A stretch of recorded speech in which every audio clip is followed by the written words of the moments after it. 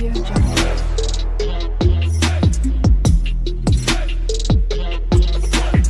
Audio Jungle.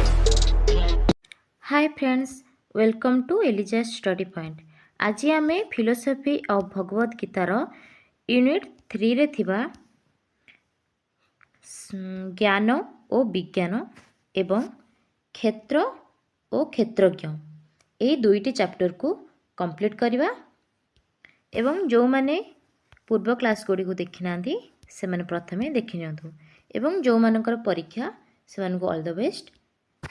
तो चलते आरंभ करवा आज क्लास ज्ञान और विज्ञान क्षेत्र और क्षेत्रज्ञ। ज्ञान और विज्ञान श्रीमद् भगवद गीतार द्वितीय अध्यायर सप्तम श्लोक रे अर्जुन कहिले जे मोहशक्त जोगु मोर स्वभाव अपहृत होई जाइछे, तेणु से वासुदेवंकर शरणापन्न होई जहा तांको पई निश्चित रूपे कल्याणकर ताहा करबाकू प्रार्थना करिछंती। कर्मयोगरे दुईटी मुख्य दिग रहिछि। कर्मयोगरे दुईटी मुख्य दिग रहिछि कौन कौन ताहा हेउछि कर्तव्य कर्मर आचरण जहा तृतीय अध्याय कह जाइछि एवं अन्यटी हेला कर्तव्य कर्म विषय ज्ञान लाभ। सप्तम अध्याय ज्ञान और विज्ञान योग रूपे परिचित। तो सप्तम अध्याय ज्ञान विज्ञान योग रूपे परिचित यहाँ एमसीक्यू आसीपर। तो ये ज्ञान और विज्ञान समय किसी समय आलोचना करागला। संसार भगवान ठारू उत्पन्न हुए एवं तांकरी ठारे ही लीन हुए, सेथिपाई भगवान ही संसारर मूल कारण। यही कथा को मानिबा ही ज्ञान। भगवान को छड़ा अन्य कौनसी वस्तु नहीं, सबु किछि भगवान निजे भगवान ही सबु किछि होइछंती, यह अनुभव करबा ही विज्ञान। तो ज्ञान कौन ना संसारर भगवान ठारू उत्पन्न हुए एवं तांकरी ठारे ही लीन हुए, एटा कौन ना ज्ञान। विज्ञान कौन ना भगवान को छड़ा अन्य कौन सी वस्तु नहीं, सबु किछि भगवान, एटा को मानि नबा होछि कौन ना विज्ञान। निजर साधना द्वारा योगी भगवान को संबंध में जानिबा को ज्ञान एवं भगवान को कृपा द्वारा जो ज्ञान जात हुए ता ही विज्ञान। तो ज्ञान एवं विज्ञान संपर्क में आम एठार आलोचना करुछंती। मूल तत्व विषय जानिबा होछि ज्ञान एवं मूल तत्वर विकासर समग्र ज्ञान ही विज्ञान। विज्ञान को आमे साधारणतः ज्ञान बोली कहि थाउ। एटा मनकर 5 मार्क आसीबो, तो आपण माने एगुडी को सब लिखिबे एपरि भाबरे पैराग्राफ हिसाब रे।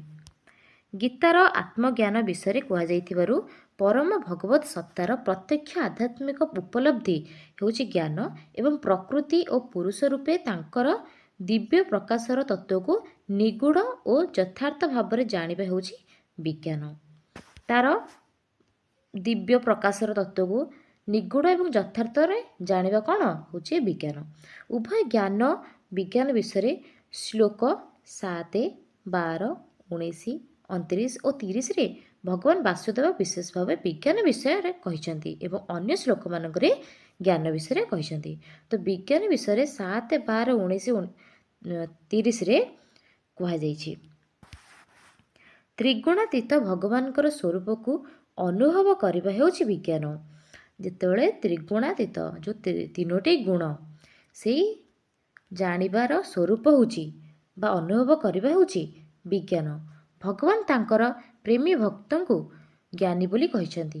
गीतारे भगवान वासुदेव मुख्यतः भक्त को ही ज्ञानी बोली कहिसंती। तांकर प्रेमी भक्त एवं भक्तों को ही से कौन कहिसंती ना ज्ञानी। कामना करिबा द्वारा अज्ञान द्वारा ज्ञान आदृत होइथाय।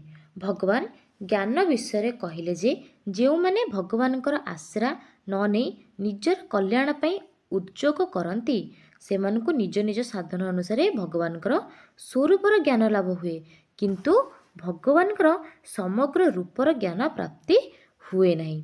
कौन कहला ना जो माने भगवानकर आश्रा न नहीं निजर कल्याण पई उद्योग करती बा प्रतिक्रिया करती से ଭଗବାନଙ୍କର ସମଗ୍ର ସ୍ୱରୂପ ଜ୍ଞାନ ପ୍ରାପ୍ତି ହୁଏ ନାହିଁ।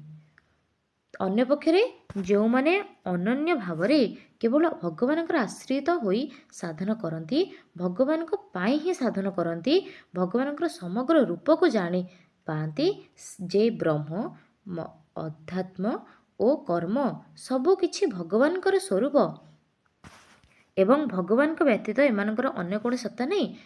ଶ୍ରୀକୃଷ୍ଣ ହିଁ ସମଗ୍ର ଭଗବାନ। ଭଗବାନ ବାସୁଦେବ ଜ୍ଞାନ ସହିତ ବିଜ୍ଞାନକୁ କହି ଭଗବାନଙ୍କର ସମଗ୍ର ରୂପ ବର୍ଣ୍ଣନା କରିଛନ୍ତି। ଜ୍ଞାନ ଓ ବିଜ୍ଞାନ ଦ୍ୱାରା ପରମାତ୍ମାଙ୍କ ସହ ନିତ୍ୟ ଯୋଗର ଅନୁଭବ ହୁଏ, ଅର୍ଥାତ୍ ମୁଁ ଭଗବାନଙ୍କର ଏବଂ ଭଗବାନ ମୋର ଏହି ପରମ ପ୍ରେମ ରୂପକ ନିତ୍ୟ ସମ୍ବନ୍ଧ ଜାଗ୍ରତ ହୁଏ। କାହା ମାଧ୍ୟମରେ? ଏହି ଜ୍ଞାନ ଏବଂ ବିଜ୍ଞାନ ମାଧ୍ୟମରେ। ଓକେ, ତ ଏତିକି ଥିଲା ଜ୍ଞାନ ଏବଂ ବିଜ୍ଞାନ କ'ଣ। 5 ମାର୍କ ପଡ଼ିବ, ତ ଆପଣମାନେ ଲେଖିପାରିବେ। ଏବେ ଆମେ ପଢ଼ିବା କ୍ଷେତ୍ର ଏବଂ କ୍ଷେତ୍ରଜ୍ଞ କ'ଣ।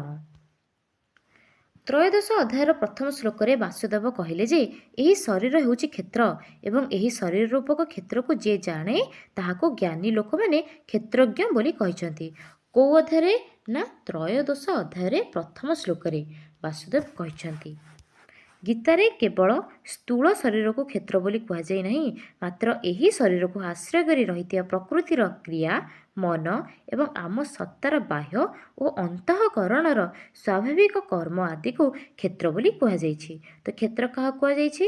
ନା କେବଳ ସ୍ଥୂଳ ଶରୀରକୁ ନୁହେଁ, ଆମ ଶରୀରରେ ଆଶ୍ରୟ କରି ରହିଥିବା ପ୍ରକୃତିର କ୍ରିୟା, ମନ ଓ ଆମ ସତ୍ତାର ବାହ୍ୟ। ନେକ୍ସଟ, ସ୍ଥୂଳ ଶରୀର ବିନା ଏକ ସୂକ୍ଷ୍ମ ଶରୀର ଏବଂ ଏକ କାରଣ ଶରୀର ମଧ୍ୟ ରହିଛି। ସ୍ଥୂଳ ଶରୀର ବିନା ଏକ ସୂକ୍ଷ୍ମ ଶରୀର ମଧ୍ୟ ଅଛି ଏବଂ କାରଣ ଶରୀର ମଧ୍ୟ ଅଛି। ସ୍ଥୂଳ ଶରୀରଟି ପୃଥିବୀ, ସ୍ଥଳ, ତେଜ, ବାୟୁ ଓ ଆକାଶ ଆଦି ପଞ୍ଚ ମହାଭୂତରେ ଗଠିତ। ଏହାକୁ ତୈତ୍ତିରୀୟ ଉପନିଷଦରେ କ'ଣ କୁହାଯାଇଛି? ନା ଅନ୍ନମୟ କୋଷ ବୋଲି କୁହାଯାଇଛି। ତ ଅନ୍ନମୟ କୋଷ କାହା କୁହାଯାଏ? ଆପଣମାନେ ଏତିକି ଲେଖିପାରିବେ 2 ମାର୍କ କ୍ୱେଶ୍ଚିନ୍ ପଢ଼ିଲେ। କ୍ଷେତ୍ର ଓ କ୍ଷେତ୍ରଜ୍ଞ ବିଭାଗ ଯୋଗ ହେଉଛି ଗୀତାର ପରମ ରହସ୍ୟମୟ ତତ୍ତ୍ୱ। ଦେହ ଯଦି ରଥ ବା କ୍ଷେତ୍ର ହୁଏ, ତେବେ ରଥୀ ବା ଜୀବାତ୍ମା ହିଁ କ୍ଷେତ୍ରଜ୍ଞ। ଦେହ ଯଦି ରଥ ହେଲା, ତେବେ ରଥୀ କ'ଣ?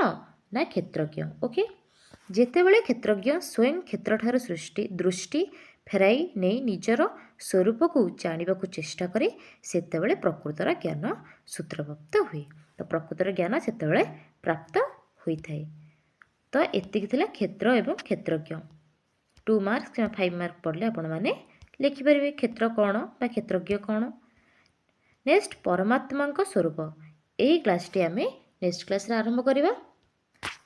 ତ ଏତିକି ଥିଲା ଆଜିର କ୍ଲାସ୍। ନା ଜ୍ଞାନ ଓ ବିଜ୍ଞାନ କ'ଣ, କ୍ଷେତ୍ର ଏବଂ କ୍ଷେତ୍ରଜ୍ଞ କ'ଣ। ତ ନେକ୍ସଟ କ୍ଲାସ୍ରେ ଆମେ ଆଲୋଚନା କରିବା ପରମାତ୍ମାଙ୍କ ସ୍ୱରୂପ।